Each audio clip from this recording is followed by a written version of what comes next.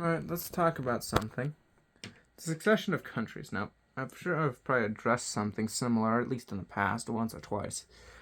But this is important, and due to a recent conversation online, my desire to talk about this again has risen. See, when it comes to succession, people often talk about countries as if they just succeed another. But what qualifies as the continuation of a country varies depending on what person. For example, you might see someone say that France has only existed since the 1900s, which may sound weird to someone who thinks of the French as the people or as the Republic. But they aren't technically wrong depending on what method you're using. Important methods include using constitutions, methods of government, or sudden shifts like coups, civil wars, and fracturing to determine when a country ends or begins. With France, it's on its fifth republic, and its constitution was in the 1950s or 60s. If I remember correctly, it was after the crisis with Algeria, so that should give you an idea, at least roughly, of what happened. But needless to say, with such a new constitution, technically France, if we're following such logic, would be only about 60, 70 years old. And yeah, kind of hard to think about it that way when you realize how old France as a country would be through other methods. But, using such things, you can create a sort of succession between countries, with one feeding into the next, similar to a family passing on a business. Using, several things. I'll start with China. Using Chinese dynasties, they were passed down through internal turmoil, warlord periods, and other incidents, but they maintained a similar imperial structure and belief in the mandate of heaven, creating a sort of lineage. From the first Chinese empire with the Qin, to the Han, to the Sui, to Tang, and so on. Now, there were people before this, but they weren't really considered the first Chinese empire. The Qin get that credit, and this would continue all the way up into the Xinhai Rebellion, if I remember correctly, which was in the 1910s, which saw the end of the Qing dynasty, the last of them, and its replacement with the Republic of China, which led to a coup, and then a revolt, warlord period. Okay, China basically collapsed in on itself after the Qing fell, which, succession, honestly, just sounds pretty accurate given the Chinese.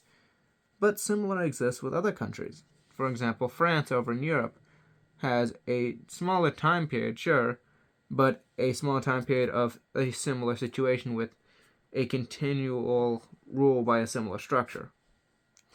See, despite constantly switching constitutions, relative to most countries, France has maintained a republican government consistently since 1871 and their loss to the Prussians in the Franco-Prussian War. Fun fact, that's the war where Germany was created. But yeah, the end of the French Empire under Napoleon III and the replacement with, I believe, the Third Republic. Let's see, First, Empire, Kingdom, Republic, Empire, Third Republic. It was in the 1870s and continued up until, I believe World War II. Then there's the Fourth, which came after, and then collapsed with Algeria. Fifth. Seems like I'm right. But because it was a Republican government for all of them, most people just see France as well. France. They just see it as the same thing, and it has maintained continuity. However, French culture, if we're going by that, lasted well into the 11th century. And we really start to see the first sort of modern French state, or even just French state as a whole, taking place in the Middle Ages with the solidification of East Francia and West Francia after the collapse of the Carolingian Empire. I do apologize for not being very specific. My memory is fuzzy right now, but the point is still there. Situations like France or the Chinese create continuity through succession and are very important for legitimizing the country in question. See, this succession comes with certain implications. For example, Turkey. Let's use Turkey as an example. Technically, they existed since the 1920s. However, before that was the Ottoman Empire, which was a Turkish state, yes, but it was technically an empire not founded with secularism in mind, and was, well, the Ottomans. I'm sure most people know at least the basics of who they are. But the Turks actually didn't want to claim the Ottoman legacy initially because it came with a lot of issues. Most notably, it came with responsibility for their part in World War I. And so they did actively try to distance themselves from part of the Ottoman administration. But they still did want to claim some of the Ottoman legacy, as did quite a lot of countries when they had similar successions. For example, the Soviet Union was arguably a successor of the Russian Empire. And so, naturally, if they cited themselves as such, they would gain land claims to old Russian territories held by the empire. But they want the same government, so it creates a situation where they're essentially claiming lands against the people they actively helped overthrow and continued creating issues for on the basis of, well, we used to be the Russian Empire, then we replaced them, and so now we are their successor and thus gain claims on the lands they held. And that's the thing. It's very, very important for a lot of countries to claim this succession because it gives them legitimacy, whether it be for land or for certain things, like, for example, ancient Egyptian relics claimed by Egypt, arguing on the basis of either, hey, this was found on our lands, we should have it, or we are the descendants of the ancient Egyptians, that stuff belongs to us. It doesn't matter that they speak Arabic now, that they're Muslim now, or that there has been quite a bit of change just in governments in Egypt for a long time from the initial pharaohs. What matters is if they can claim succession and argue we have a legitimate right to all the legacies of the people in the past and their civilizations, then we can ensure our legitimacy ourselves. It is why these claims of succession are so important for countries. It allows the legitimacy to transfer from one to another. This is also why you hear of weird things like, for example, the ROC claiming Mongolia. See, the ROC overthrew the Qing dynasty, which ruled Mongolia, so by claiming its legitimacy, they are also claiming its lands, which included Mongolia, part of modern-day Russia, actually quite a bit of modern-day Russia, along with Tibet, Xinjiang, whatever you want to call the Uyghur territories, and the rest of the mainland, alongside Taiwan. And so, through that, they, through claiming the legitimacy as successors to the Qing, claim lands and claim legitimacy, essentially saying, hey, we are the guys who superseded them. And they have this long history, so we are entitled to the stuff from it. Basically, every country to some extent does this. The US and other settler colonies are less able to, generally speaking, because, well, they are basically the largest they've ever been. What exactly would they be claiming? The only exceptions being for situations like Gran Colombia, the Rio de la Plata, or the Mexican empires. Which, yeah, Mexico has had 2 of those, by the way. Just random facts. And then there's, of course, claiming local traditions, which are done. In fact, that's one of the few things the U.S. does at all in relation to succession, is basically, hey, we conquered these people. This belongs to us now. And so they essentially claim the cultures of the people who used to be on their lands, arguing essentially, well, we conquered it, they lived here, and so it belongs to us now. I mean, it works. Similar as the logic of the Mexicans with the Nahuatl. Technically speaking, the Mexicans as we think of them are from the Hispanics who conquered the region, spread their culture and religion to the local peoples, and intermixed with them.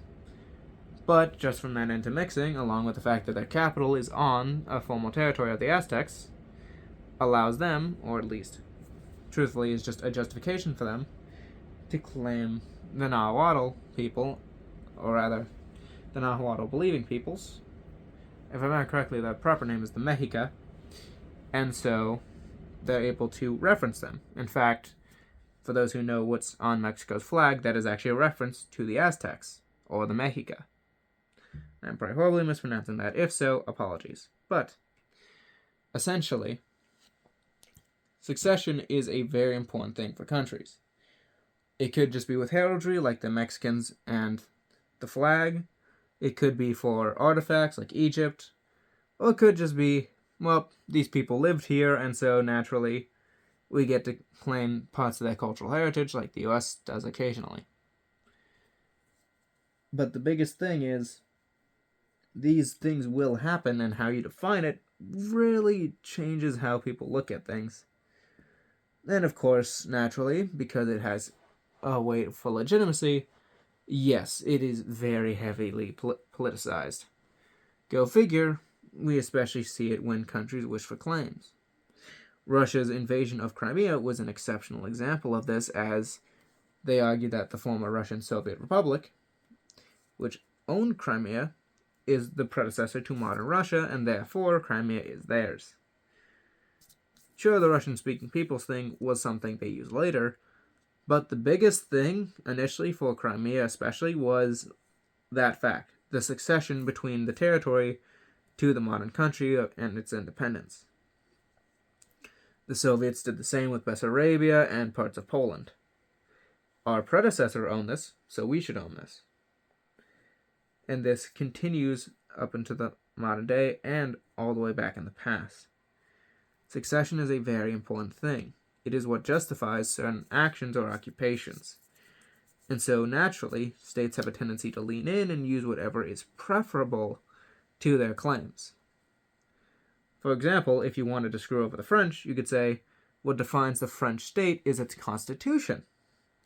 And so, France has not been a legitimate country in the modern sense up until the 1960s, because what we think of as France, the modern republic, did not exist until then. But if someone's instead trying to talk about French culture and justify why France is so impressive, they will instead use things like language or the organization of West Francia to justify how their culture is hundreds of years old. Which, to be frank, France has a very long history in terms of a region. But that's exactly what they're going to do. They're going to use what's convenient for them. For example, the US is actually one of the oldest countries with a still held constitution that hasn't changed. Or rather, hasn't been replaced. It's changed quite a bit, but it has definitely stayed rather consistent in structure, and not been replaced nearly as much as other countries. Meanwhile, Germany, of course, is probably going to reference the HRE and German culture, unless they're talking about government, because I doubt they would want to include the Nazis in what defined them as German. Other than to say that was a bad time. And so we need to be direct with these things. And be honest. Because sure, it's fun to say, oh, this country's the oldest, or this country, or whatever. Because, well, of course, people like doing stuff like that. They like claiming things. But you need to be very transparent on what you're counting for this. Because if I say, for example, that Iraq is the oldest country in the world because the first civilizations that we know of came from there, well, that wouldn't be very fair, especially if someone's using, for example, constitutions as definition, and so it would fall to San Marino. And if we're going by civilizations that have continually existed to the common day, then that would fall largely either to the Chinese or to the Egyptians. But if we don't make it clear what we're using, well, then that creates a lot of issues because, well, if we're using different methods, how are we supposed to get any level of agreement? It just becomes who can weasel their way into a better position. And that's not very accurate when we're talking about such things. I do apologize for rambling, so I'll end it here. Thank you for watching. Have a good day.